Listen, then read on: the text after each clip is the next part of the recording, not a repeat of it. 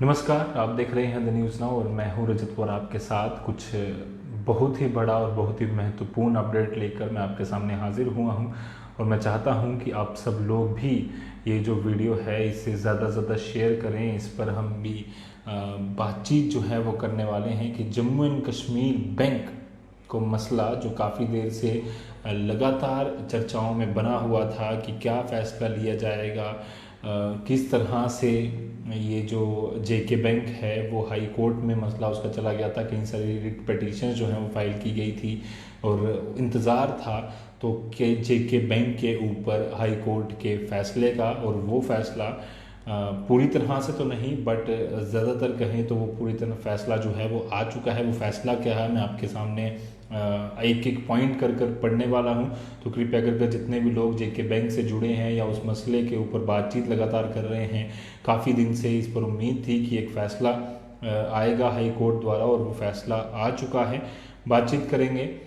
सबसे पहले मैं आपको बता दूं करीबन 200 से ज़्यादा पटिशनर्स ने एक पटिशन फाइल की थी हाई कोर्ट, माननीय हाई कोर्ट में, जिसमें साफ तौर पर उन्होंने मांग की थी जो फैसला जम्मू एंड कश्मीर एडमिनिस्ट्रेशन द्वारा, गवर्नमेंट द्वारा लिया गया था कि जितने भी जो 2018 से एक प्रोसेस शुरू हुआ था जम्मू एंड कश्मीर की बैंक रिक्रूटमेंट्स का, जिसमें करीबन 1450 के करीब पोस्टें थी। और ये कहा जा रहा था कि जो लोग हैं, जितने भी बच्चे हैं, वो काफ़ी उम्मीदें लगा कर बैठे थे और लगातार इंतज़ार कर रहे थे उसके रिज़ल्ट का। बावजूद उसके एक फ़ैसला लिया गया जिसमें कहा गया कि ये जो एग्ज़ाम प्रोसेस है, एग्ज़ामिनेशन प्रोसेस है, इसे क्वैश कर दिया जाए, पूरी तरह से ख़त्म कर दिया जाए। जिसके बाद बच्चों ने काफ़ी ज़्यादा आवाज़ उठाई कि ऐसा नहीं किया जाना चाहिए, क्योंकि 1.5 लाख के आसपास बच्चे जो हैं वो लगातार उम्मीद लगाए बैठे थे कि वो जो है कहीं ना कहीं एक बड़ी जॉब है वो लेने वाले हैं। कोई बैंकिंग एसोसिएट बनेगा तो कोई प्रोबेशनरी ऑफिसर बनेगा।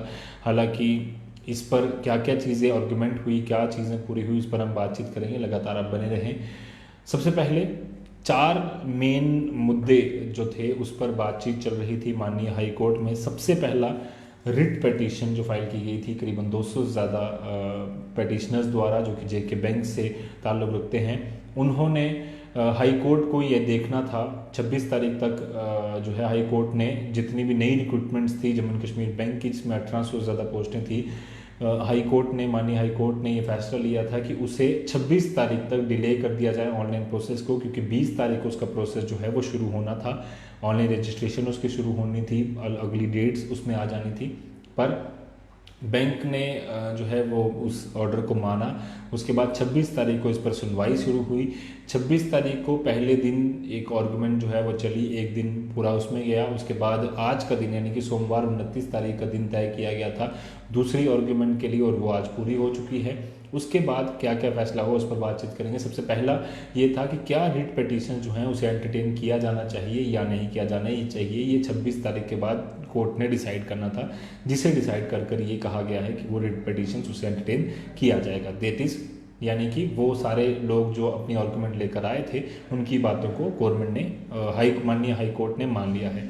इसके अलावा उसी से जुड़ा कि कितने लोग जो हैं वो पटिशन जो है वो फाइल की थी, जिन भी लोगों ने, उनकी सारी बातों को माननीय हाई कोर्ट पूरी तरह से सुनेगा। और जो पुराना एग्ज़ाम प्रोसेस जो है जिसे क्वैश किया गया है, क्या वो फिर से उसको जो है वो केस जो है, जितने भी लोग हैं वो वापस से उस एग्ज़ाम को, क्या कोर्ट कहेगा कि आप आईबीपीएस से सारी डिटेल वापस लीजिए और उस पर आप जितने भी व्यक्ति, जितने भी बच्चे जिन्होंने एग्ज़ाम दिए हैं उनके साथ जस्टिस कीजिए और जल्द से जल्द आप एक रिज़ल्ट डिक्लेयर कीजिए और उनको अपॉइंटमेंट दीजिए। ऐसा माननीय हाई कोर्ट ने अभी नहीं किया है। इस केस को साथ साथ चलने दिया जाएगा। इस पर मैं डिटेल में बातचीत फिर करूंगा कि क्या क्या कहा गया है।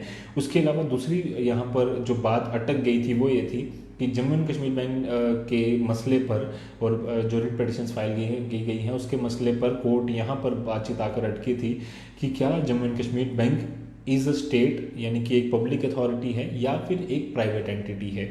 जबकि इस पर लगातार चर्चा काफ़ी देर से चलती रही है कि वो पब्लिक एंटिटी है या प्राइवेट एंटिटी है। उससे पहले 1995 से ये एक आर्गूमेंट लगातार चलती रही। उसमें पहले कहा गया था कि ये पब्लिक एंटिटी है क्योंकि 70% से ज़्यादा शेयर जो हैं वो जेके बैंक के गवर्नमेंट ओन करती है। उसके बाद लगातार कई सारी आर्गूमेंट्स आई। उसके बाद 2006 में एक एंटिटी है, क्योंकि 53% के आसपास शेयर जो हैं वो अब गवर्नमेंट के पास हैं, बाकी सारे प्राइवेट हैं, तो इसकी वजह से उसको प्राइवेट एंटिटी डिक्लेयर कर दिया गया। हालांकि अब कोर्ट ने जो नई आज की जो आर्गूमेंट हुई पूरी तरह से, उसमें कहा गया कि Jammu and Kashmir bank is a state, यानी कि एक पब्लिक अथॉरिटी है और इसे मान लिया गया। Jammu and Kashmir public authority है और जम्मू एंड कश्मीर की बैंक के ऊपर जम्मू एंड कश्मीर का जो पहले कानून हुआ करता था और जिसे बदल गया, अब राइट टू इन्फॉर्मेशन एक्ट जो 2005 का है देश भर में चलता है, उसी को अप्लाई किया जाएगा और जम्मू एंड कश्मीर बैंक पर भी वो अप्लाई होगा।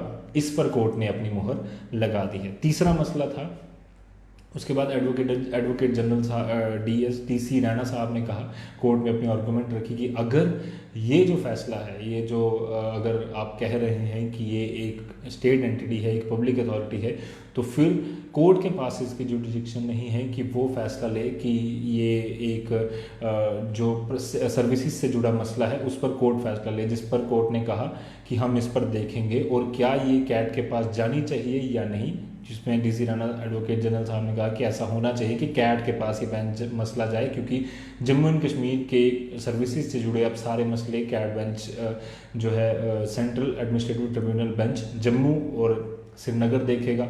तो उसमें कोर्ट ने अपना फैसला जो है वो रिजर्व कर लिया है कि इस पर हम इसका फैसला जो है बाद में सुनाएंगे, बट अभी जो फैसला है वो कुछ और है। चौथी चीज़ ये थी कि नई रिक्रूटमेंट जो निकली हैं, जो जम्मू एंड कश्मीर बैंक सी की जो हाल ही में निकली थी, उस पर क्या फैसला लेती है गवर्नमेंट, माननीय हाईकोर्ट उस पर क्या फैसला लेता है। उसमें कोर्ट ने कहा है कि उस रिक्रूटमेंट को चालू रखा जाएगा, उसको शुरू किया जाएगा, बैंक को शुरू कर दीजिए, और जैसे ही वो प्रोसेस चलता रहेगा साथ साथ ये जो केस है इसकी सुनवाई भी चलती रहेगी।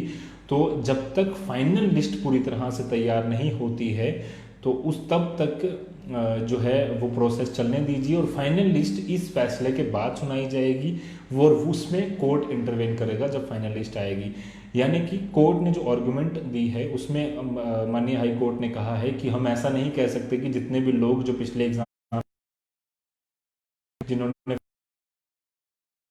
जिन्होंने वो फॉर्म भरे, एग्ज़ाम दिया, वो सारे के सारे पास होने के हकदार थे और उन सबको नौकरी मिलनी चाहिए, ऐसा भी नहीं है। तो और साथ ही साथ जो नए बच्चे फॉर्म भरना चाहते हैं, जो काफ़ी आकांक्षाएं लेकर उन्होंने ग्रेजुएशन और पोस्ट ग्रेजुएशन पास किया, वो वेट कर रहे थे एग्ज़ाम का, तो उनके साथ ये धोखा होगा अगर हम इस पर कोई फैसला नहीं सुनाते और लगातार वेट करते हैं इस बड़ी आर्गूमेंट का।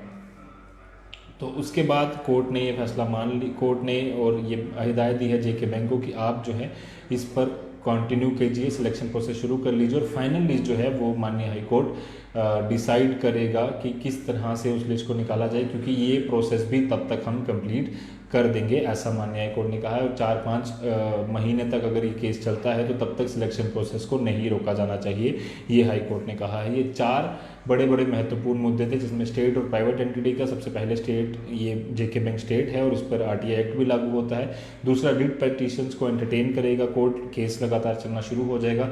तीसरा, कैट बेंच के पास ये मसला जाएगा या नहीं जाएगा, इस पर बात करनी, इस पर माननीय हाई कोर्ट ने अपना फैसला रिजर्व कर लिया है। और चौथा, नई रिक्रूटमेंट, वो नई रिक्रूटमेंट प्रोसेस जो है अब JK बैंक के अलाउ कर दिया गया है कि आप इस प्रोसेस को शुरू कर सकते हैं। तो एक महत्वपूर्ण JK बैंक से जुड़ा जो एक फैसला है वो आ चुका है। कई सारे लोग अभी भी इंतज़ार कर रहे हैं कि जो पुराना एग्ज़ाम जो क्रैश किए गए थे उसे वापस होना चाहिए और उस पर एक रिज़ल्ट जो है दिया जाना चाहिए। अब इंतज़ार है अगली हेयरिंग का, और कब ये होगी ये इस पर अपडेट हम आपको साथ साथ देते जाएंगे।